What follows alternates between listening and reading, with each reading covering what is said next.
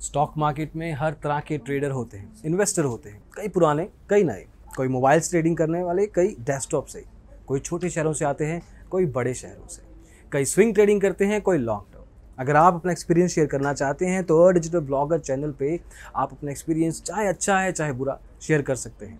हम आपके साथ बैठेंगे, बात करेंगे, आपकी ट्रेडिंग जर्नी को जानेंगे और वो सारी की सारी जर्नी दुनिया के साथ शेयर करेंगे। सिंपल है, नीचे गूगल फॉर्म मिल जाएगा, अपनी कॉन्टैक्ट डिटेल दीजिए और हमारी टीम आपको कॉल करेगी। पिछले कुछ सालों में, स्पेशली कुछ रीसेंट ईयर्स में, ब्रोकिंग इंडस्ट्री ने बहुत ट्रांजिशंस, बहुत फेरबदल देखे हैं। पहले ट्रांजैक्शन बेस्ड फीस हुआ करती थी, अब फिक्स्ड ब्रोकरेज रहती है। अकाउंट ओपनिंग ज़्यादातर स्टॉक मार्केट के स्टॉक ब्रोकर्स में फ्री हो चुकी है।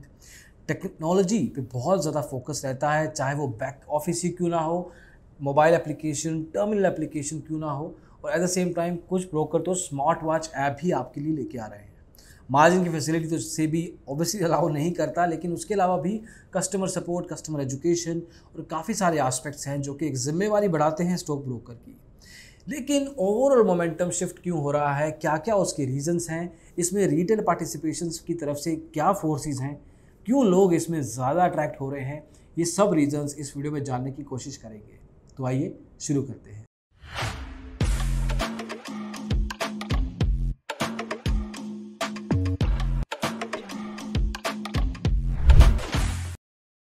तो दोस्तों, ऐसे बहुत से रीजंस मिलेंगे, लेकिन हमने कोशिश की है कि आपके सामने 4 ऐसे रीजंस रखें एक एक करके। सबसे पहला है रिटेल पार्टिसिपेशन का जंप। इंक्रीज नहीं बोलेंगे, जंप हुआ है, और स्पेशली छोटे शहरों से, टीयर 2, टीयर 3। हम कुछ वीडियोस में पहले भी कवर कर चुके हैं, लेकिन नंबर्स भी अगर बताएं इस बार आपको, तो 30 से 40% का जंप बॉम्बे स्टॉक एक्सचेंज के टर्नओवर में देखा गया है, और करीब 14 to 17% का jump NSE, national stock exchange के टर्नओवर पे देखा गया है। मतलब ज़्यादा लोग ट्रेडिंग करते हैं और ज़्यादा पैसे की ट्रेडिंग करते हैं, ज़्यादा शेयर्स की बाइंग एंड सेलिंग हो रही है। स्पेशली इसमें आईपीओ और नई कंपनी जब आती हैं तो रिटेल पार्टिसिपेशन बढ़ता है, और ये चीज़ डेफिनेटली नंबर्स भी बयां करते हैं। तो एक तरीके से आप, हम और सब कोई, रिटेल लेवल पे बात हो रही है, सिर्फ नॉर्मल ट्रेडर ज़्यादा ट्रेडिंग कर रहा है पैसे के साथ। और ये ट्रेडर 20 साल से बड़ा है, 40 साल से कम, टीयर 2, टीयर 3, टीयर 4 सिटी से आता है।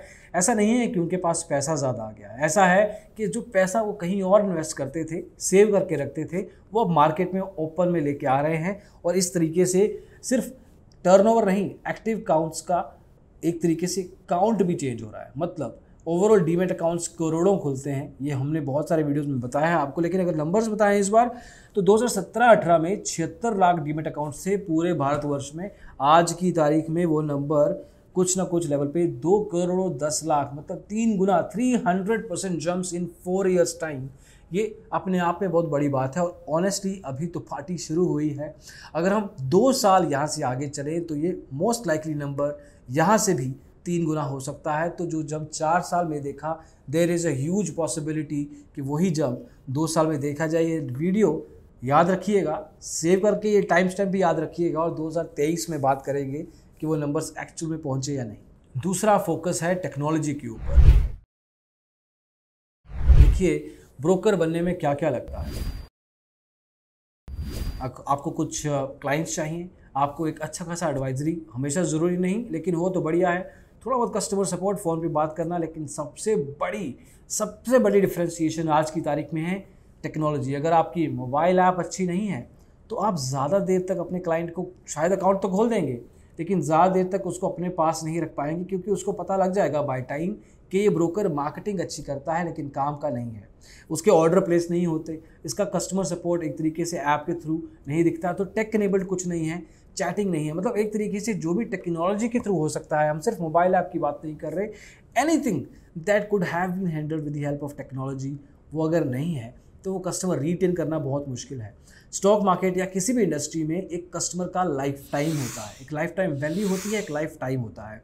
लाइफ टाइम वैल्यू होता है कितने पैसे देके जाता है कस्टमर अपने लाइफ टाइम में उस पर्टिकुलर कंपनी के साथ, इस केस में ब्रोकर के साथ। लाइफ टाइम क्या होता है कि कितने समय तक रुकता है। जनरली ये 6 से 7 महीने होता है, डिपेंड करता है कि कस्टमर सर्विस कैसी है, अकाउंट किस तरह से मेंटेन किया, जो भी चीज़ें होती है सब कुछ पे डिपेंडेंट रहता है।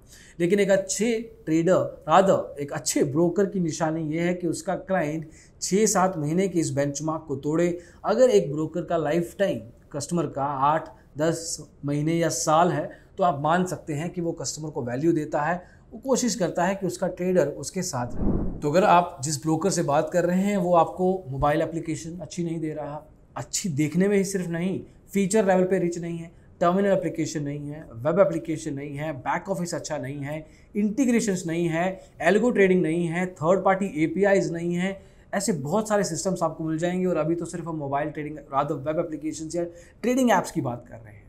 इसके अलावा कस्टमर सपोर्ट में टेक का इनेबिलिटी कितना है, ऑफलाइन सपोर्ट में टेक का इनेबिलिटी कितना है, अगर मेरे को किसी थर्ड पार्टी यूएस के सॉफ्टवेयर के साथ इंटीग्रेशन करना है तो वो कितना अलाउड है, ये सब चीज़ें अगर एक ब्रोकर दे रहा है तो उसको पता है कि वो हर तरह के ट्रेडर को हेल्प करना चाहता है, हर तरह के माइंडसेट को कैप्चर करना चाहता है। और अगर टेक्नोलॉजी पे फोकस नहीं है ब्रोकर का तो आपके लिए क्लियर इंडिकेशन है। तो जो अच्छे ब्रोकर हैं जो मार्केट को आगे लेके चल रहे हैं उनका फिनटेक या फाइनेंशियल टेक्नोलॉजी के ऊपर बहुत फोकस है। अब ये तो हो गई ब्रोकर की बात। इन्वेस्टर की, ट्रेडर की साइकोलॉजी में भी बहुत चेंज आया है। ओवर पीरियड ऑफ टाइम एक ट्रेडर इन्वेस्टर की माइंडसेट में भी चेंज देखा गया है। जो एफडीज में, जो गोल्ड में, रियल एस्टेट में, बॉन्ड्स में पैसा लगाया जाता था, अलग अलग रीजंस के कारण वो पैसा सारा का सारा स्टॉक मार्केट में आ रहा है। गोल्ड और रियल एस्टेट में ऑब्वियसली इतना बड़ा जंप नहीं देखा जाता रिटर्न्स के लेवल पे आजकल की तारीख में। और ये तब से शुरू हुआ है जब से मार्केट में डीमोनेटाइजेशन आया था। डीमोनेटाइजेशन ने रियल एस्टेट को उस टाइम के बाद से लेके अभी तक उतना लेवल नहीं बढ़ने दिया है जितना उससे पहले उसकी आस्क थी, पूछ थी। लेकिन मार्केट में आज रियल एस्टेट की उस लेवल की आस्क नहीं है, पूछ नहीं है जितना कि स्टॉक मार्केट में इक्विटी सेगमेंट या कोई भी नॉर्मल लेवल का इन्वेस्टमेंट प्रोडक्ट ही क्यों ना हो उसकी है। दूसरी तरफ ये भी है कि जो बाकी के फाइनेंशियल क्लासेस होते थे उसमें भी ज़्यादा एक तरीके से वैल्यू नहीं देखी जा रही है, and that is all helping the stock market to grow. अब आगे का रास्ता क्या है? देखिए आगे के रास्ते में हालांकि अगर हम बात करें कि दो ग्लोबल या डेवलप्ड इकोनॉमीज के सामने अभी इंडियन इकोनॉमी या स्टॉक मार्केट इतनी बड़ी नहीं है, इनफैक्ट बहुत छोटी है, लेकिन जो ग्रोथ देखी है which is 1.8 times the value of the previous year, मतलब पिछले साल से 180 गुना ज़्यादा बेहतर है in terms of the overall growth of the Indian stock market.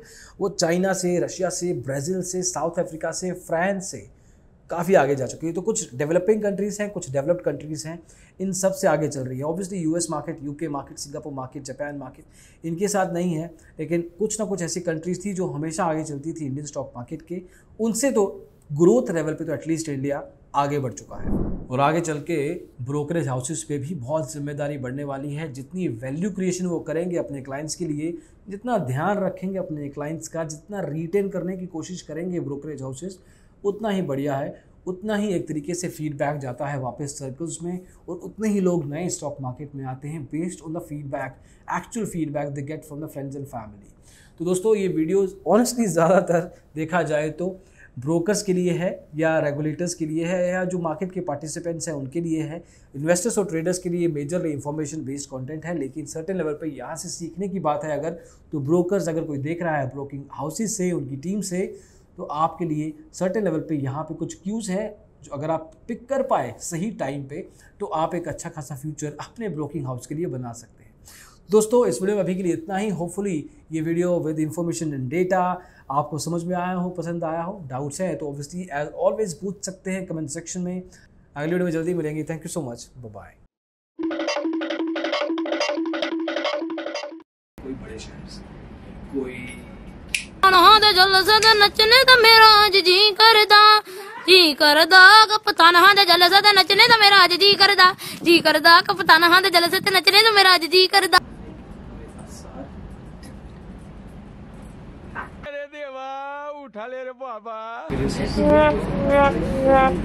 Conclusion सही क्यों नहीं हो रहा है? म्यूजिक नहीं, वेट नहीं। अगली वीडियो में जल्दी ही मिलेंगे। Thank you so much. एकदम इन्होंने वक्त बदल दिया, जज्बात बदल दिए, जिंदगी बदल